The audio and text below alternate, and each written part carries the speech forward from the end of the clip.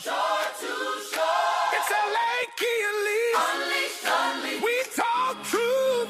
Information. Infotainment. He says what you've been thinking, but you've been scared to say. Yeah. We love to listen. Jimmy. Yeah. We do. We love to listen to Jimmy. Tell it. Coast to coast. Yeah. Coast to shore. It's Lakey Unleashed and Unfiltered. Faith meets fire. Turn it up a little higher. The Jimmy Lakey Daily Show is on now. Lakey Unleashed. Daily Show. Preacher, you ready for it? Yeah. You ready for faith? Yeah. You ready for fire? You ready for politics with some Holy Ghost power? Faith meets fire. Faith meets fire. From your kitchen table to that big old 18-wheeler. From the city to the country, Jimmy Lakey speaking what you feeling. Lakey Unleashed. Say it. Lakey Unleashed. Don't touch that dime. Don't you go nowhere. Lakey Unleashed. Daily Show, Jimmy Lakey is on right now. Right now.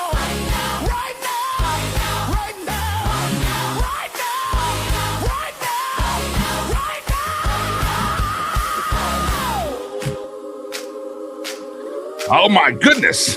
Right now is Well. music. Right now. Well. Right now is music. Well. Right now is music. Right now. Well.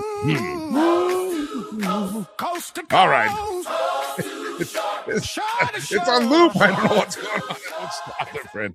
Welcome to the program, everybody. Good to have you here on the show. It's a Monday, the 9th day of March, and music like that is what you need to make your Monday go better whenever you have daylight savings time and you have to spring forward into the new year. By the way, if you're a politician and you are not in favor of just keeping it on this time we're on right now forever, you're an idiot and you should never be put in elective office again. There, I said it. It's foolishness. All of us like trained monkeys. They get you out there. They say, hey, why don't you turn your clock forward? Oh, a few months later, spin it backwards. We just hop around. And then all of a sudden they say, get a vaccine. And then you get a vaccine. And they just boss you around. And we're all lemmings and the pawns and to these puppeteers that are absolute jackwagons. So anyway, the stupidity of turning your clock forward, which I like the time frame. I like the longer days. I like hitting the daylight on the end of it. I'm fine with that. But I'm not fine with the exercise of having to screw up everybody's sleep schedule. By the way, have you seen the science on this? There is actual science to say this is one of the most deadly days of the year because of the stress on the sleep schedule of the kids, etc. Heart attacks go up, and it's a dangerous day. And politicians that continue to allow their states, including Jared Polis, to exercise this stupidity, you are complicit in the death and the angst that will happen today. I hate to say it. I'm a little angry about the spring forward thing. Again, like the daylight last night, it was fantastic, but it just still screws up our schedule. Let's keep it the way it is. And is anybody out there a fan of this back and forth masturbatory moments in the clock and back? Is anybody I don't mean to be crude, but I'm just saying, is anybody a fan of it? Everybody seems to hate it. Everybody has an opinion whether or not you should do the springtime or the fall time, but everyone seems to hate it, and yet no one seems to want to change it. Arizona's got it right. Delilah, check out what it would take to move the Lakey Entertainment Towers, like load it up on a truck and move it to Arizona. Maybe they're the only sane people out there. I'm not sure. Anyway, I'm curious, does anybody enjoy this nonsense? I know we hear that it comes from an agricultural background. And if it comes from an agricultural background, I would like to ask you, is anybody in the world of agriculture still going, wow, I can't wait till they spring those clocks forward. My agricultural production is going to go way up. I mean, I'm curious, if you're a farmer out there, I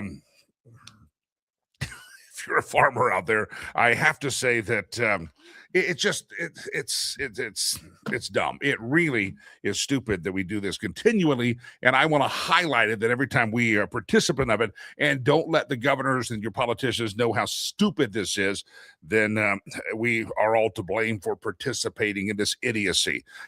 Jared Polis is such a feckless little fool of a governor here in Colorado. He signed a bill that we were going to stay on daylight savings time, and all of us got our hopes up, and then he said, oh, but we'll only do it if like 8 other states do it as well. So he's such a coward, and he's pussified the word of masculinity in his life, such a coward that he can't even make a decision about changing the time change back and forth without everybody else getting along and wanting to do it.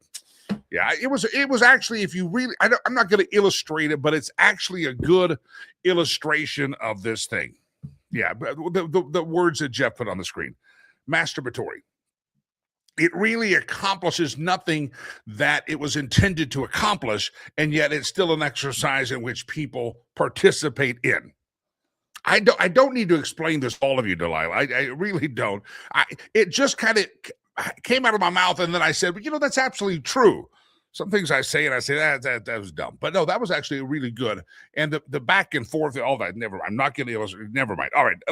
Happy daylight savings time. By the way, did you hear the story? 1 in 7 people were actually caught by surprise. We have become so numb and so dumbed down by our society and so ticked off of watching television or listening or paying attention to reality that 1 in 7 people were actually like, I didn't know it was daylight savings time. What happened?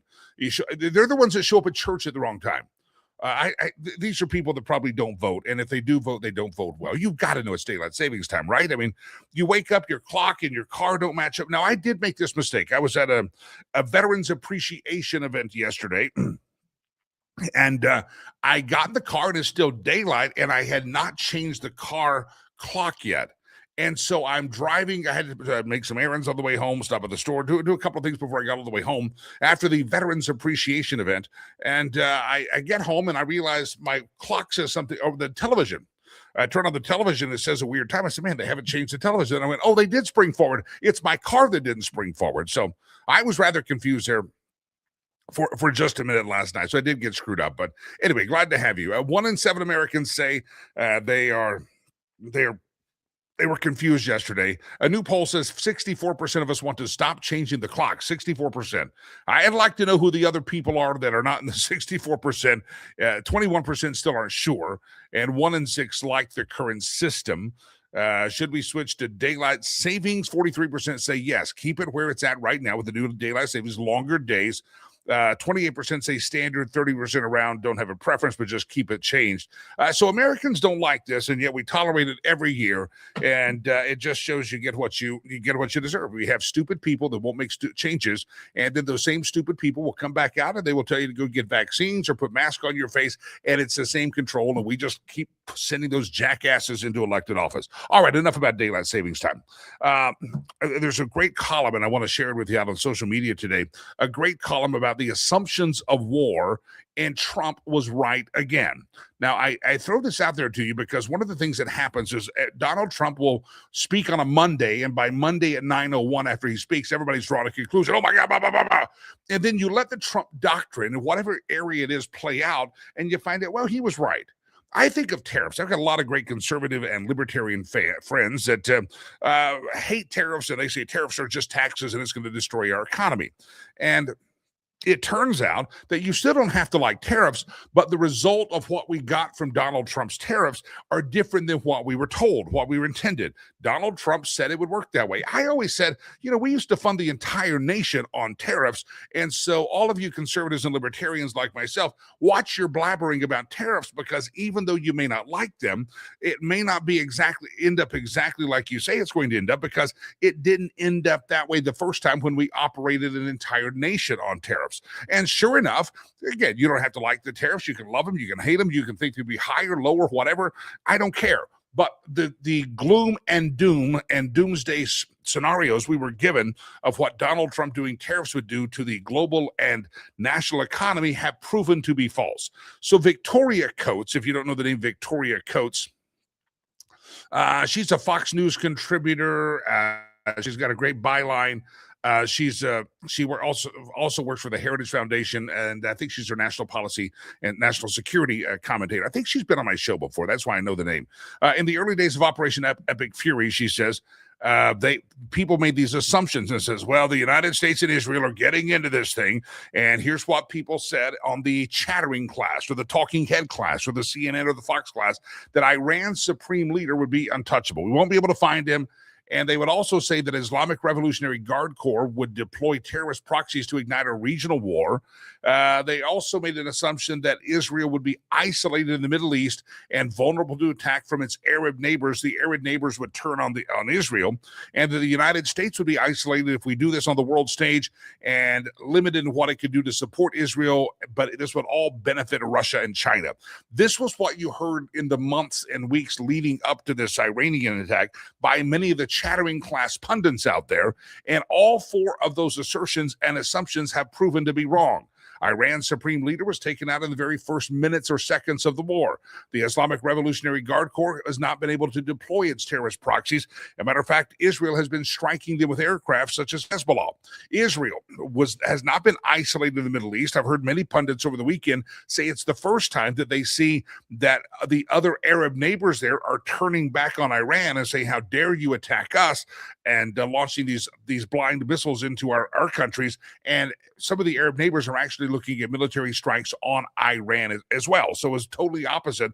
And the United States has not been isolated limited in what we can do with Israel. We have partnered right there with Israel. And the benefit to Russia and China hasn't existed. China's losing another source of oil. Russia is losing another source of its drones and its military machinery. And Russia's desperately trying to give some help or intelligence to Iran, but all the assumptions. So Victoria Coates outlines it and says, "Hey, here it is. Here's the four things they said about this Iranian action that have been unfounded and proven to be untrue. And do any of these jackwagons that make all these predictions out there, do they ever come back and say, yeah, I was wrong? No, they don't.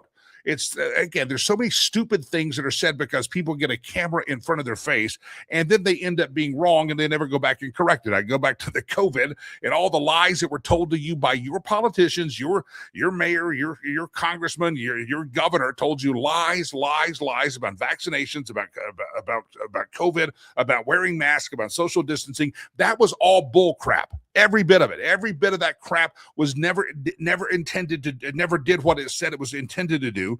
And some people got 7 or 8 vaccinations in their arm, and they just never, and they kept getting the COVID. Dr. Fauci admitted he had 3 or 4 and kept getting COVID every 3 weeks. Listen, they lied to you, and they lied to you about what the tariffs would do. They lied to you about what the Iranian war would look like. They've lied to you about all sorts of things, and I have to ask you, why do we keep listening to them at all? They are the chattering class. They are idiots, and really what they're on the media for and out there for is because they got suave hair, and they get clicks, and they always flash alert on the screen, and you think that they know everything. Turns out they don't know jack. They're idiots. Make mistakes.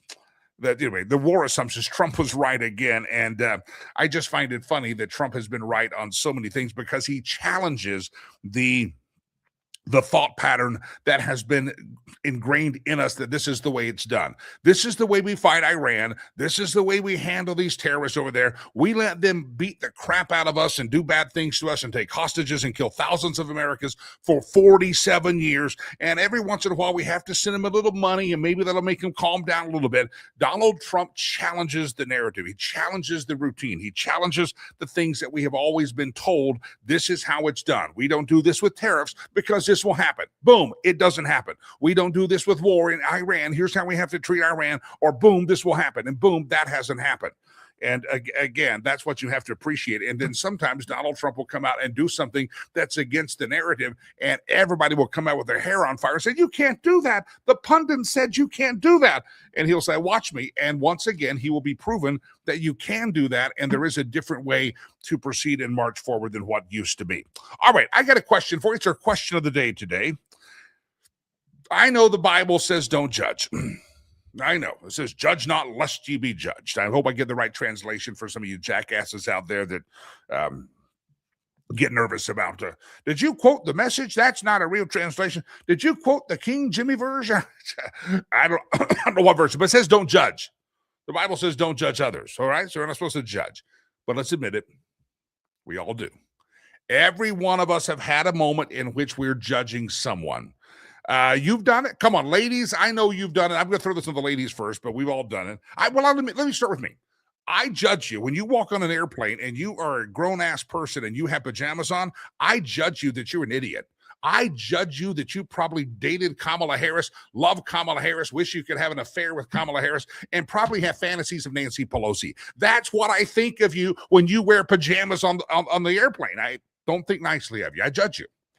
I'm asking the good Lord to help me, but I am just a human, my friends, and I judge you. I don't know where the fantasy of Nancy Pelosi came from, but yeah, that's pretty harsh. Whew, that's a harsh one. Yeah, I judge you. Don't do that. We talked about this last week. If I get on an airplane and you don't open the blinds on the window, I judge you that you're unfit to fly and you should probably be put on a no-fly list with Al-Qaeda and ISIS. That's how I judge you. It's internal. It's a struggle that I have as a human, but we all have these struggles, right? We all judge people. For instance, maybe you're walking across, you're driving out of the parking lot and you see someone leave their grocery cart, not in the corral that they give you to put it, not take it back in the store. They leave it in the parking spot next to them, and then you want that parking spot, but they've left their darn basket right there, and you can't get that parking spot. You judge them, don't you? You're like, stupid people. And maybe you say a wordy dirt every once in a while and curse. I don't know. At least you roll your eyes. You judge people. Yeah, come on. What do you judge people? You know you do. You know who else? I'm just confessing here. You know who else you judge? I judge people who are driving in the left lane and I have to pass them on the right. I'm not a fast driver. I am the slowest driver you'll find. As a matter of fact, I think when I get to be an old man, I might as well we're a really old guy. I don't know if I'd be able to push the pedal. I'm a slow driver. I mean, I've got a few speeding tickets, but overall, my son will be in the car. He goes, Dad, a policeman ahead. And I look down. I'm going 10 under the speed limit as it is, so I think I'm good. But I still hit the brakes just to be safe. I wasn't. But people that drive in the left-hand lane, it's made for passing. Get your butt to the right-hand lane, whether it's a 2-lane or 4-lane or 8-lane road, doesn't matter. Get over to the right. I judge you. All right, so here's the question of the day. Now that I have had confession with you and I have let you know the error of my ways, I would like to know why it is that what it is that you judge people about. I would like to know what it is that you people judge people about. Now, Kevin jumps in. I see he's already in the feed. It might have already appeared on the screen. So-called service animals. Oh, I do that as well. Now, Kevin works at the airports, and I do that as well. I see people getting on the plane with a little chihuahua that's nippy and barky, and they have a little vest on it that says service animal, and I say, you're a lying sack of Jawea. That is not a service animal. You're an incompetent, codependent jackwagon that you can't leave the home without your dog on the plane, and it's not a service dog. I'm sorry. You should probably just go take meds and stay home. I judge people. We all do it, don't we? Come on, you judge people. Some of you judge me for my glasses. You don't like them. I don't like you either. So I want you to confess, what is it that you judge people for? Roger says, this is funny, wearing leather shoes without dress socks. Oh, yeah, that's kind of a fashion thing at times. I remember growing up, they're called topsiders. You wore those boat shoes. You wear those without socks on. Now, I did learn, and I did because my son was in the fashion thing of, proms and homecomings, and it was fashionable for all the kids to wear their leather shoes with no socks. But we did find out that you get the low profile socks. I'm not saying I like the look, but at least you don't have your feet inside of a leather shoe. But that's a great one to judge people on. I do judge I judge them as to whether they have the low profile sock on. That's what I want to know. Do you have the low profile sock on? So I want everybody to confess what it is that you judge people on. You're not going to say anything. You're going to at least get an eye roll. Ray says people protesting on highways and big girls wearing yoga pants. Yeah, my friend Tony told me many times when I first met him, he says yoga pants are a privilege and not a right. And I want that to be put in the lexicon of American wisdom. They're a privilege and not a right. Jeff says people who always use their phone wallets to pay for things, and as always, pants around the ankles. Pants around the ankles. I guess you're sagging. I think the sagging days are over, but some people still do it. So Jeff judges you if you get your phone and you're using your Apple Pay. Look at them show-offs. Yeah, half the time those. Yeah, okay. See, we all judge. I'm not going to judge how you judge people. We all grown adults, 18 years of old and above, who act like children and blame everything on someone else. I judge them. All right, let me give you something that came up on those. This is actually an internet list that's out there, and let's all just confess we are a little judgy at times. And let's go through some of the things on the list that we judge people for. Number on the list, I don't think it's in numbers, but not respecting the school bus. It's slow. It slow you down, but kids' safety is important. And people say they hate it when people don't respect the school bus. You know, they don't stop when the school bus stops, etc. There's another one: people who dominate conversations and don't let you express yourself. Saw one of those yesterday. We were joking about it at the Veterans Appreciation event. Like, don't go over there. That guy won't let a word in edgewise.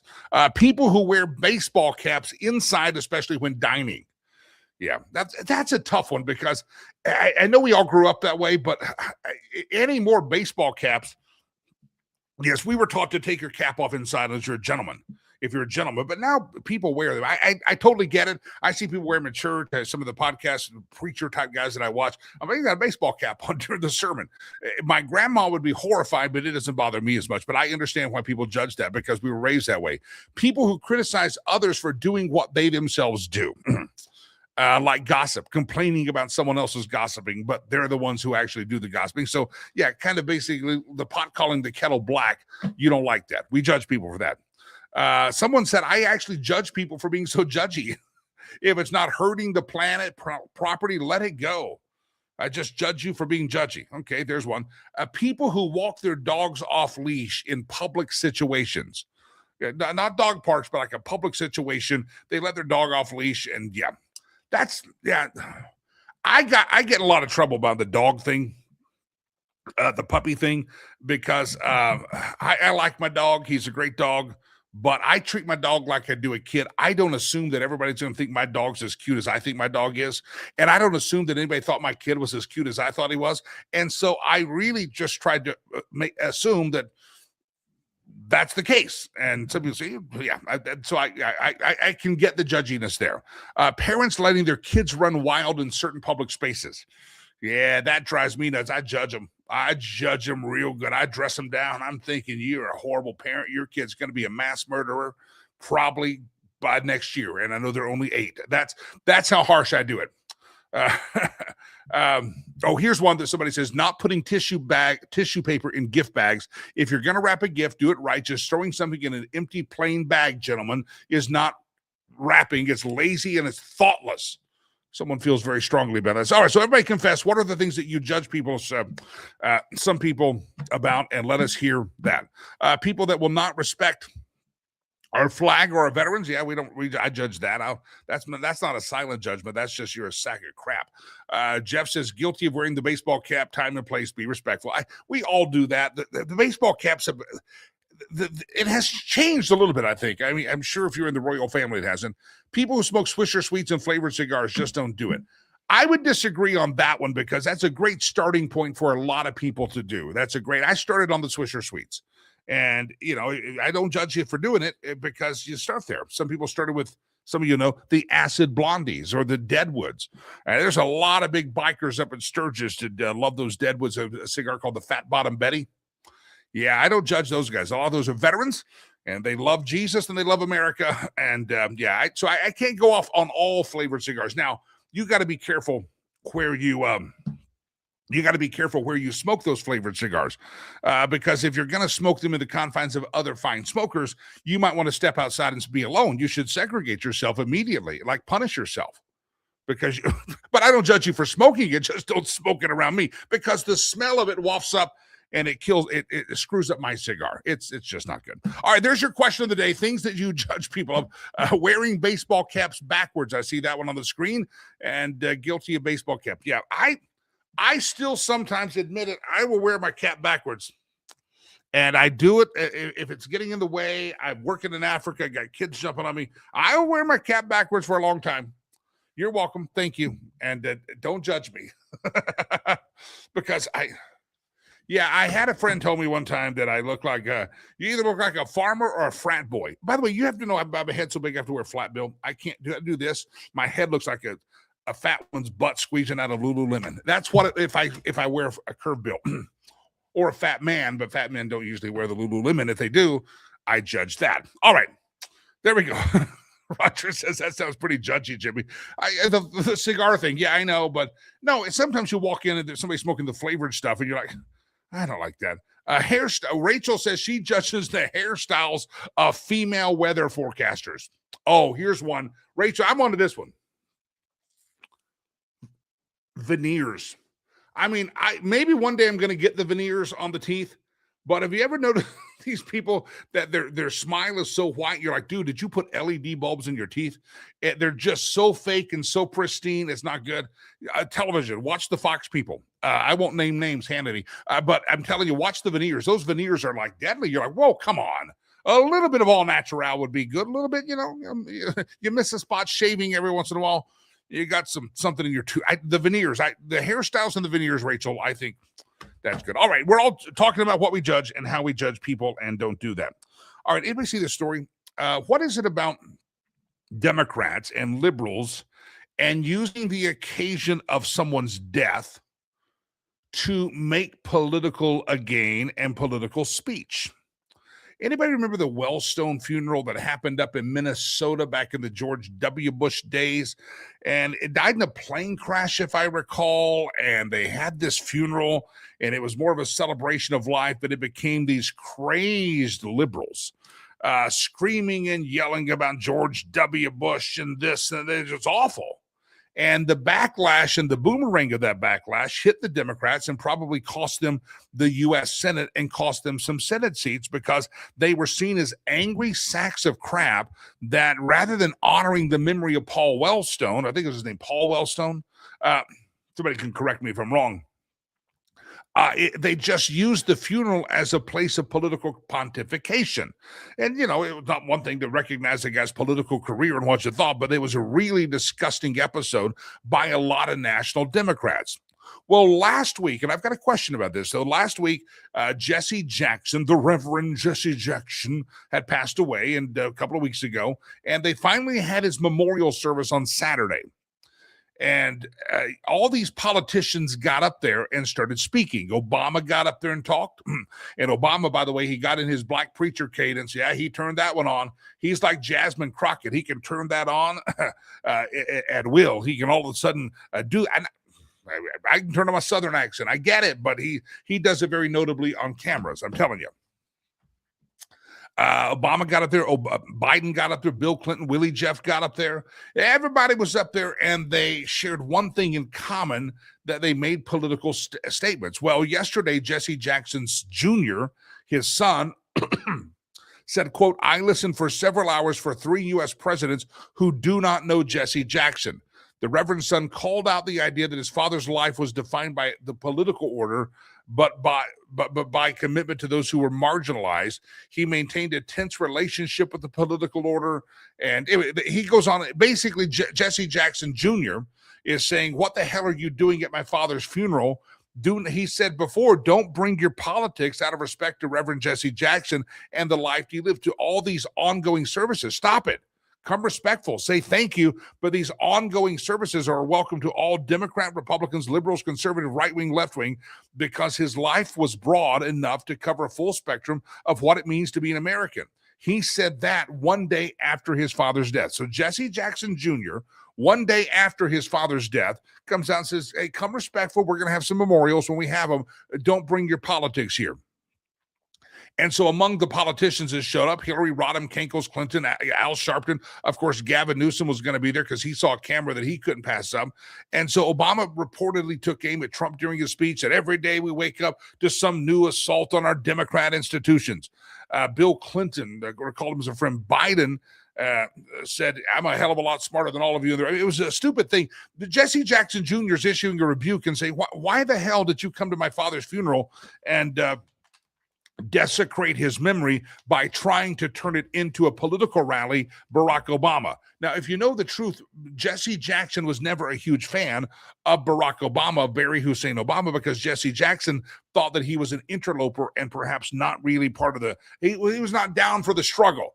He wasn't part of the original movement and of the civil rights movement, but he got to step in there and take all the accolades as the first black president. So rumors behind the scene is that there was a little tension there. Jesse Jackson was never a fan and saw the fakeness and the shine and just the facade of Barack Obama. But I just have to ask you, maybe some of you leftists are out there watching from your mother's basement out there, or you're angrily protesting on the side of a highway, hoping you can find someone to assassinate or run over. I don't know what you leftists do out there, but can you tell me why it is that you think funerals are appropriate places? It's one thing to judge people for wearing baseball caps inside. I get that. But if you're going to use the funeral, especially when the family has said, don't bring your politics to the funeral, what kind of asswipe are you? I mean, if that doesn't tell you something about Barack Obama and his narcissism and just the man that he is, that he took political swipes at Donald Trump, who actually, if you don't know the story, you heard the story Trump told, and the family is told that Trump was a friend of Jesse Jackson and actually gave Jesse Jackson one of his first offices, or helped him get an office at one of his buildings for the Rainbow Coalition, and they brought it. So I just find it interesting. Now, here's the second question is, yes, the onus of responsibility of being appropriate as the family had requested at a funeral it's on the politician. They should adhere to that and not take off the family and desecrate the funeral services that the family had put together. The second question is, who in the Jackson family decided that these people were actually going to be the ones? Who in the Jackson family decided that these were the speaker lineup?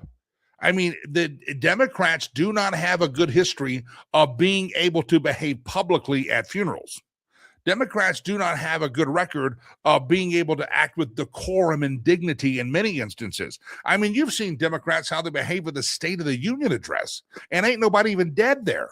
They're just wishing everyone was dead. And so I don't know who it is in the Jackson family. And again, the fault lies on these politicians that got up there and desecrated, went against the will of the family, and how they presented themselves at the funeral and the memorial. But I have to say, who was it that made the decision that, we should have Biden speak? I mean, Biden, I don't think he can find the bathroom of the church if he has to go. Probably they're even looking for him. Barack Obama has made everything about himself and is as fake as they come. And Bill Clinton, I don't know. There's a part of it I want to blame these politicians and expose them for being idiots like they were at the Wellstone funeral. Or there's a part of me that just says, who was it that invited them in the first place? Because all you got to do is look at a bit of history and realize that when it comes to dignity and special ceremonies, Democrats oftentimes do not know how to behave. There's a new Ayatollah. Who would like to be the new Ayatollah? Evidently, the new Ayatollah is a lot like the old Ayatollah because it is his son. The next Ayatollah has been named as of yesterday, and because they all sound alike, I'm going to sound it out and let you know what it is. Now, I believe we've always said it's Khomeini, but some of the people on television now are getting very, very fancy, and they're Yahmini. But his name is Mojtaba Khomeini, or Khomeini, not Khomeini, which was different than the other guy that was in 1979. There's Khomeini, and then there's Khomeini, but now they're calling him Khamenei. The K is silent. And remember the Ukraine war started, there were things that we're not supposed to say a certain part of Ukraine a certain way. What was it, the capital? I forgot. Kyiv instead of Kiev, something like that. And it's all these chattering classes that start changing pronunciations that we're all used to. Well, Mojtaba Khamenei is how they say it, but it's Khomeini, is named the new supreme leader. No one knows where he's at. I'm guessing he's in some bunker close to hell right now, but he's the son of the late supreme leader. He's been named the successor, according to Iranian state television yesterday. He was regarded as a possible next supreme leader after the Israeli airstrike caused the death of his father, Ali Khamenei, or Khamenei, as some people like to say. I just say Khamenei. I think it's going to be out. But I'm guessing there's going to be a target on his head. And it's going to be interesting to see what happens when Israel and the United States find out where he's at. And with the bombs that have been landing in Saudi Arabia and some of these other Arab states, it's going to be interesting when some of these Arab state leaders find out where he's at as well. So if I were Ms. Mujtaba Khamenei, if I were you, I would stay in your bunker and stay very safe there, and don't let the U.S. Air Force or Israelis or Saudis, everybody know you're there, because I don't think you'll be long for this earth, because you are an extension of your father, who was one of the most evil men that has ever walked the planet and held political office. And you were the fruit of his loins and the spawn of that evil man. And maybe you get your heart right one day, but I'm guessing, as they say, you're a hardliner. I'm guessing all you want to do is continue the ruthless behavior that your father carried out. And so anyway, there it is. Yeah, I wouldn't want to be. Yeah, I don't care if you want to be a martyr for your faith, but I just can't imagine going, hey, put me up next, coach. Put me in the game. No, I think give me a few months maybe, but I don't want to take this right now. But he's going to take it. Evidently, it's a family member who's also killed in that attack, so I don't know. But yeah, there's a new Ayatollah. He's the new one, and he looks a lot like the old one, smells a lot like the old one. His name is a lot like the old one, so nothing has changed. By the way, I guess Iran has rejected a ceasefire. I'm not sure. By the U.S. Oh, by the way, price of gas going up again. It went up over the weekend again. Brian Malone of America and the media equalizer posted up. He said, everybody fill up your tank with gas soon because prices are going to go up. So I had about a half tank, and I was running some errands yesterday evening, and I said, I'll just fill my tank up because Brian Maloney told me to. It's up over $5 a gallon in California, which is not unusual. Now, I guess the United States has figured out the way to ensure these maritime vehicles, boats, and the U.S. military is going to start escorting them through the Straits of Hormuz. Everyone that I'm reading and talking to say this price gouge that we're hitting is not going to last long, and it will end probably within a few weeks. The price of gas will come down. But I think that was good advice by Maloney. You might want to head off to the grocery store or the gas station, wherever you get your gas, and you might want to fill it up and get that cheaper gas in there, because it's probably going to keep on climbing up a little bit higher than what you want it to be. By the way, the government shutdown is still shut down. Do you know the government is still shut down? A lot of folks not paying attention to it. The Democrats have kept the government shut down. I have not gotten the follow-up of this, but I started to think about the exposure we have as people wonder about terrorist cells that might have crossed into our country, especially under the open border of Joe Biden. How many Iranian related terrorists might be here in our country? I didn't see the follow-up, so I'm guessing it turned out to be maybe nothing. But yesterday during the day, and if you have information, put it in the chat rooms, we'll see it. Yesterday, the airports at the Kansas City International Airport, that's MCI, had to be totally evacuated because they had a bomb threat. There's been protesting in front of Mamdani's house, Gracie Mansion in New York City. Someone threw an explosive device that did not go off. These were people that I think were protesting for Iran as well. So there's a lot of homeland security threats that could be out there. And the Democrats have refused to fund the Department of Homeland Security. So if you haven't paid attention to it, while we're at war and we're being told by the people that hate the war, we're going to be in danger here in America. Well, if you're very concerned about the danger here in America, you might want to tell Chuck Schumer and the jackasses in the Washington, D.C. area to end the partial government shutdown as it begins, day 7, I believe it is. Now, there are some reports. Now, if you've been traveling, I did not travel. It's longer than that. It's like day 14. I don't know. It's day 9. I don't remember. It's been a while. Well, it's the end of the month. Yeah, it was the end of the month. So I flew last weekend and did not notice any delays at the TSA.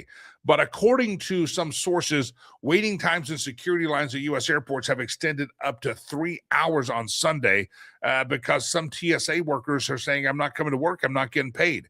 Houston's Hobby Airport at one point had lines averaging 3.5 hours. Wow.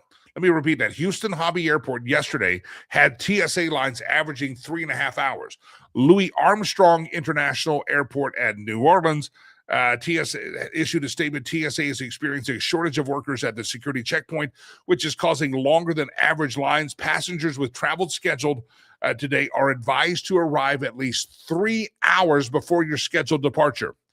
TSA said that longer than average lines were also reported at the George Bush Intercontinental Airport in Houston, Charlotte Douglas International in North Carolina, Hartsfield-Jackson in Atlanta, and, of course, funding for the Homeland Security. Okay, it's been February 13th.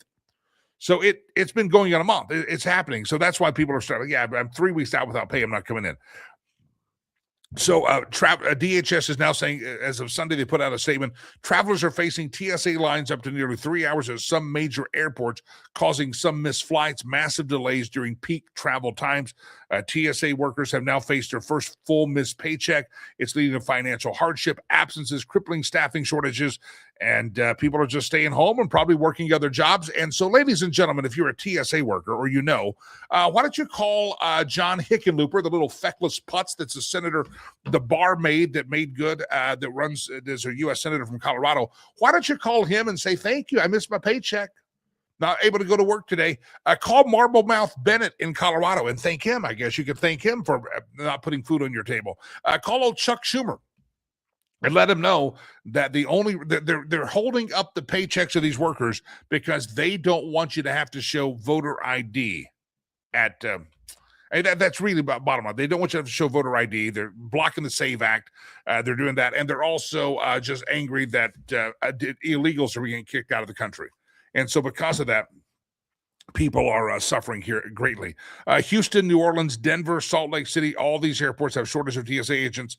According to Kevin on the YouTube channel, passengers are missing their flights due to lengthy security lines. So if you are out there and you're heading to the airport today, I don't have a trip planned for a week or so, but if you're heading out of town, you might dearly want to start planning accordingly. Now, when I went through the Denver International Airport last week, I did not have any issue with security.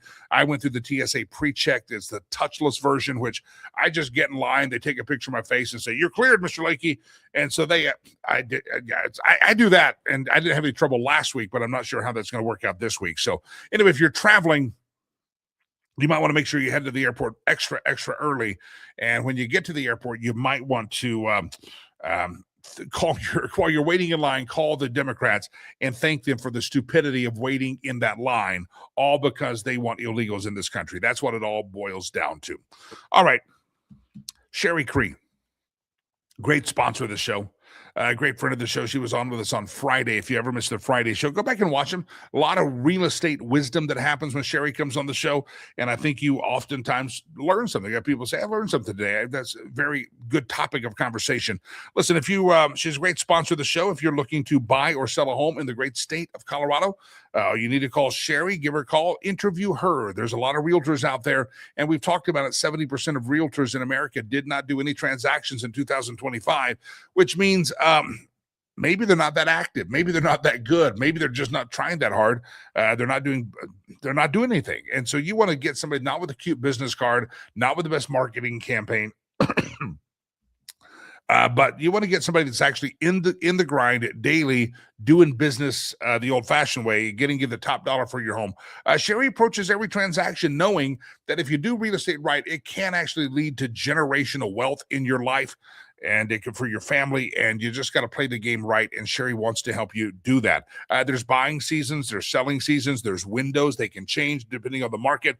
There can be times in which a month or so later in the same neighborhood, a house sells for a lot more or a lot less because the window of opportunity. Maximize the window of opportunity in your life by putting a strategy together, and now is the time to do it. Even if you're not immediately ready to go on the market or start looking or selling, whatever, still get the process going. Talk to Sherry, get that strategy play together. Homeswithsherry.com, that's her website, homeswithsherry.com, homeswithsherry.com. Be sure to just be sure to call her, get on the schedule, and have a conversation about what you're thinking you might want to do now or later, and she can help you. By the way, if you're out there and you're like, I don't live in that I-25 corridor of Colorado, and so is Sherry going to be able to help me? Give her a call. She's got referral services. Maybe you're up in Wyoming or Colorado Springs or out of state. She'd offer free referral service. She can find the people, knows the people that are just as diligent and connected as she is. Homeswithsherry.com, homeswithsherry.com, and that's her website. And talk to Sherry Cree. We would appreciate you doing that. All right, good to have you here. Waiting the arrival of John Gordon. We will see if he makes it here to the stage here very soon. Our first guest of the morning. We talked about Obama and his narcissism. And we've talked about recently how presidents for 47 years have kicked the can of Iran down the road. Uh, I don't recall. I was a whippersnapper. I'll have to admit, was well below voting age, well below shaving age. I was just a little kid when the Iranian hostages got released back in 79 or 80. Was whenever that was, 80, 81. Reagan's first inauguration. I was just a kid. So I don't think we ever really retaliated. The Ayatollah had come in, the mullahs had come in, and they started being a terrorist state immediately, held Americans hostages. The Shah was put into exile, all the things that happened back then. I was a kid.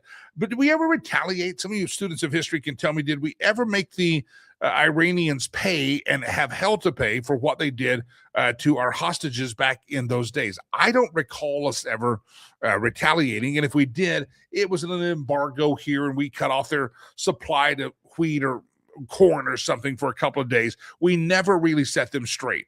And through the years, from the USS Cole attack to just terror networks that they have funded around the globe, and then stupid people like Obama and Biden send them billions of dollars, which doesn't go to help their people. It goes to fund terror around the globe.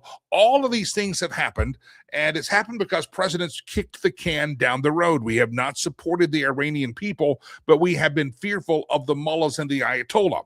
And Donald Trump has turned it up on its head, and he said, no, we're not going to be fearful of these people anymore.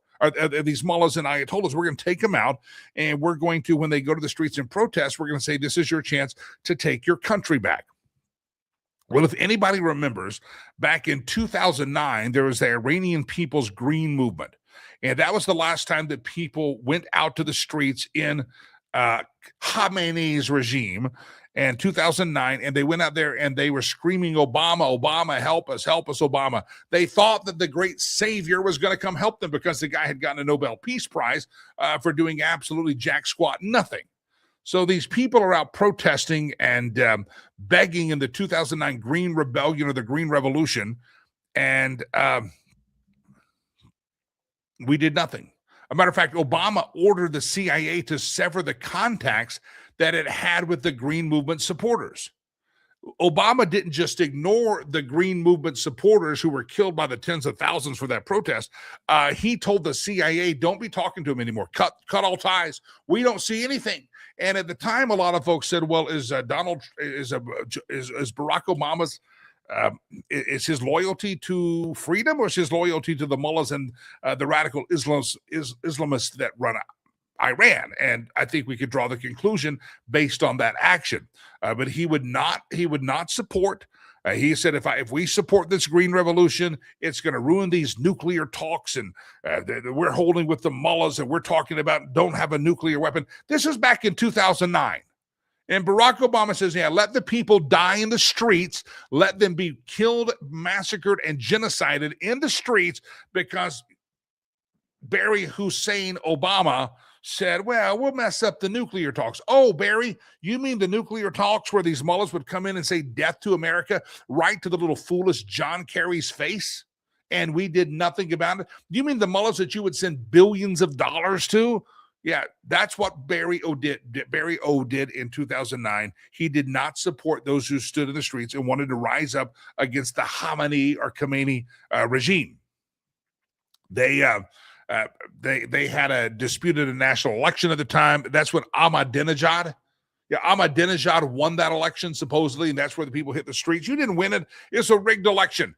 And Ahmadinejad was the president, and he was a tyrant as well. By the way, did you hear we killed Ahmadinejad? In that first round of attacks, we sent a missile to his house as well. And bye-bye, President Mahmoud Ahmadinejad. You're dead. Graveyard dead. Eyes closed. You're out of here.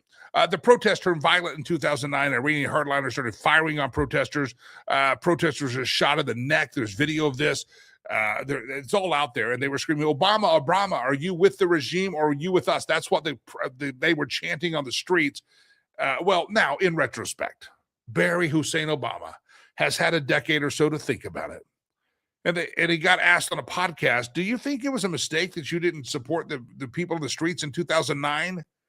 And he says, well, in retrospect, I think it was a mistake. Thousands of people were murdered because Barack Obama was a wimp.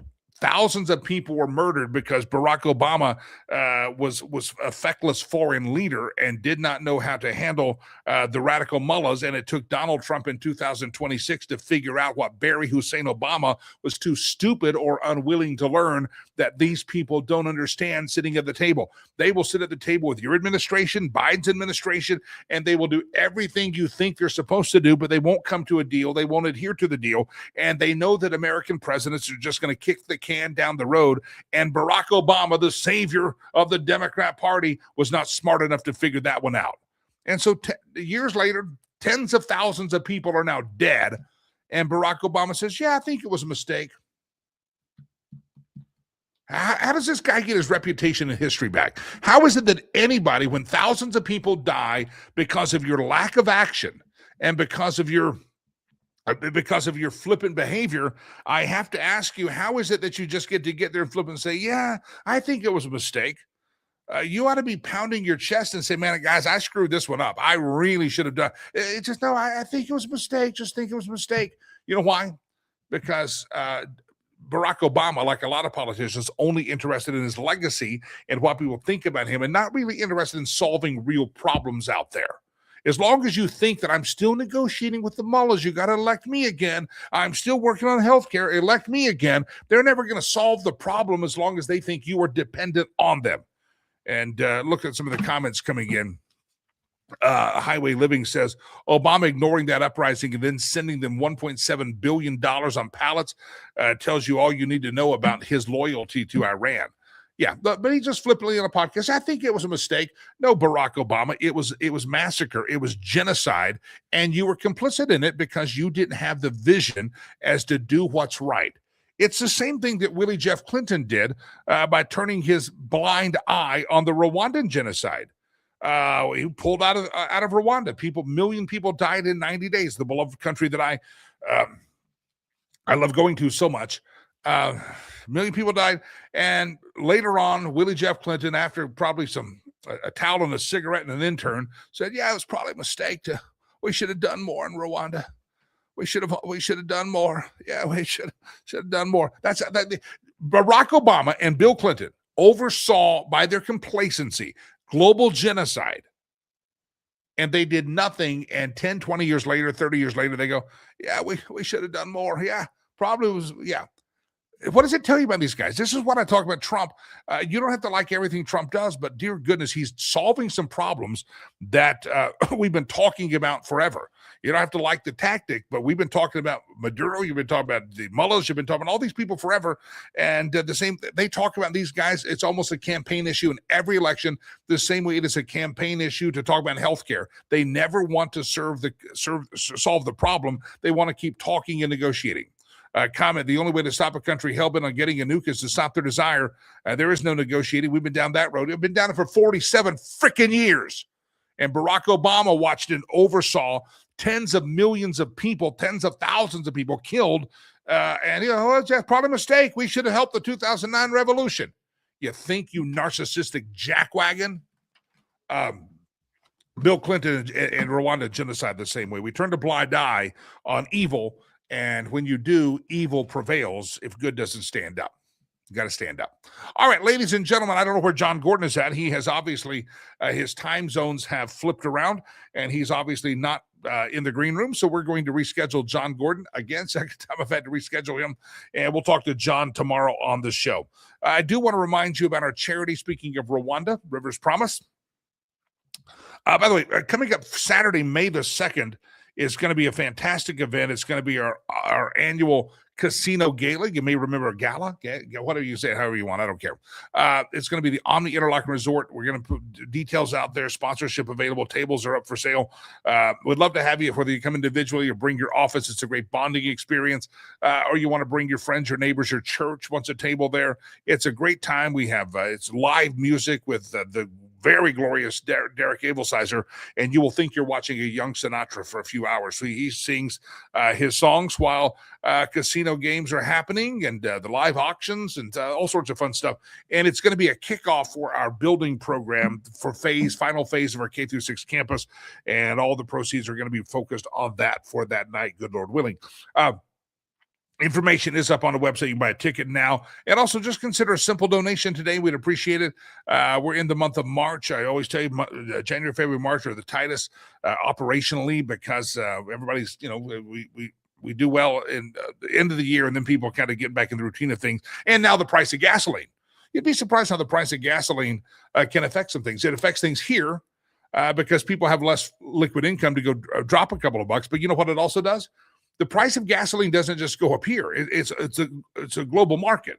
And so when inflationary type work of any type hits gas or food, it happens in Rwanda. And so what's going to happen, I guarantee you, is in a couple of weeks or a couple of days, I'm going to find out our food bill is even more extensive because it's costing more to get the food into the country, costing more to every level. You got to get the food in the country, to the market, to our school, all the things, and it overall raises our costs. So as you're paying and belly aching and cavorting about the price at the pump, I would like you to remember that the cost of food ain't getting cheaper in Rwanda. The same reason your food's not going to get any cheaper here, and your airfare is not going to get any cheaper here as well until the prices start to come down. So if you consider a donation, I like doing that. I like giving out little simple things down the day. You're like, dang it, I'm filling up my car with gas, and right now I'm remembering the kids in Rwanda. I like doing that. I think it's great because then maybe you say, maybe I could go $5 or $10, maybe, $1,000, $2. I don't care. But do something because, again, what we feel here and how you have to tighten your belt and how you have to rearrange your life based on your budget of gasoline can become the same thing. And it really causes a domino effect all the way in Rwanda to feeding a kindergartner. So it's a big deal. And so make a donation. We'd appreciate you doing that. Riverspromise.org, riverspromise.org. All right, ladies and gentlemen, with the absence of John Gordon today, not making his time slot, I will now end the show with the meme roulette, the stolen meme section of the show. If you're new, this is where we go around the globe. We steal great intellectual property that other creative and funny people have created called memes to illustrate absurdity and show stupidity around us. And we were too lazy or didn't do it ourselves, and so we steal it. And we just blatantly admit it right up front. These are all stolen. Ladies and gentlemen, let's do it. Let's play meme roulette, the stolen meme section of the show right here. From the Lakey Entertainment Towers in the House of Lakey studio, let's play. Round and round the globe we go. Where we steal the memes from, no one knows. Just a warning, this week is starting by changing the clock, has a full moon, and ends with Friday the 13th. Good luck, people. P.S. Don't forget to wash your hands. Didn't we have a full moon last week? I thought we just had a full moon. I'd like to check. Do we need another science segment? The science segment on Friday was very popular, where we talked about the size of breasticles and exploring Uranus, the planet. I don't know. I think a full moon was last week. That could be fake news. I'm not sure. Round around the globe we go. Where we steal the memes from, no one knows. DHS nominee Markwayne Mullins surges in popularity after vowing to deport liberal white ladies. That is funny. Yeah, vows to deport the liberal white women. Roger says we just had a Friday the 13th. Yeah, we got like 3 in a row. There's a Friday the 13th. There's Friday. It's Friday the 13th. It ain't scary. It's a Friday.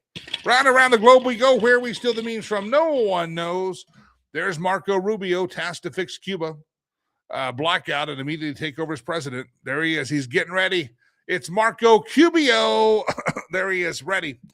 He's waiting for President Trump's call.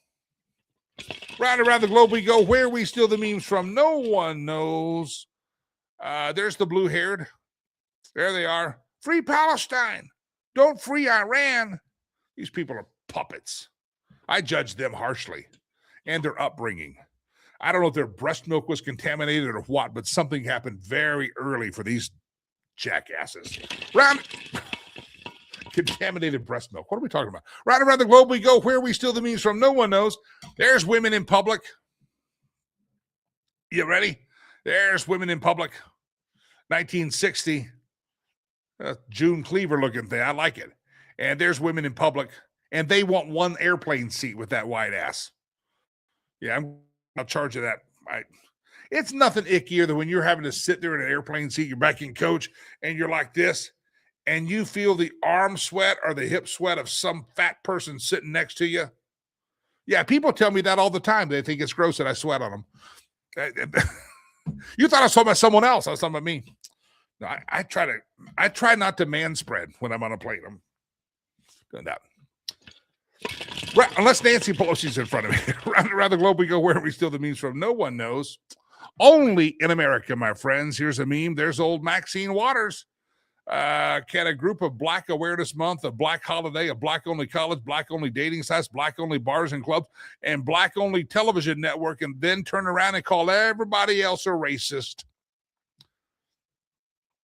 I'd like to read that again because I think it's just a profundity that we should talk about.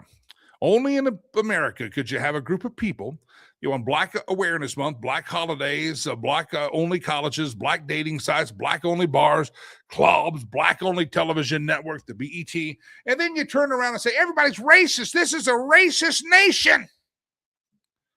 I think you may be looking at the bigot on the screen right there. Look at that bigot right there on the screen. Bigot, bigot, bigot. Round and round the globe we go. Where we steal the memes from? No one knows. Delilah says, I'm not being very nice today. Well, good. That means it's a Monday. Why do you always show up at work irritated? Me, I don't. I show up to work perfectly fine. And then when this place finds a way to irritate me, that's different. Yeah, been there, done that. Round and round the globe we go. Where we steal the memes from? No one knows. There's the gong, my friend.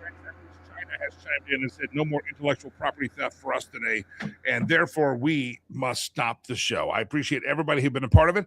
Thanks for participating in our question of the day. What are the things that you privately judge people for?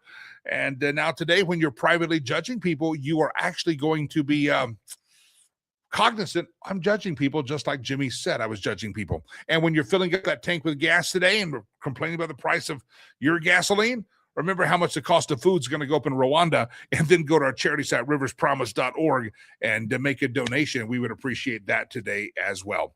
All right, ladies and gentlemen, it has been a pleasure to be with you on this Monday edition of the Lakey Unleashed Streamcast podcast broadcast live from the Lakey Entertainment Towers in the House of Lakey studio. It is a pleasure. I hope you have enjoyed it with as much tingling as I started. I know it's almost lunchtime on the East Coast, you East Coasters, but for me, it's only 3 minutes after the hour of 9 o'clock. Oh, by the way, go to the Spotify, the iHeart, the Apple Podcast, wherever you listen to podcasts, like and subscribe to this show. And if you missed part of it and you want to just hear the audio portion and the voice alone, it'll make you excited in a very special way. Go like us on the podcast. And all of you listening on the podcast later in the day, thank you from the past. We hope you're doing well in the future. I mean this from the bottom of my heart. May God bless you. May God bless America. I am Jimmy Lakey. Peace. I'm out of here.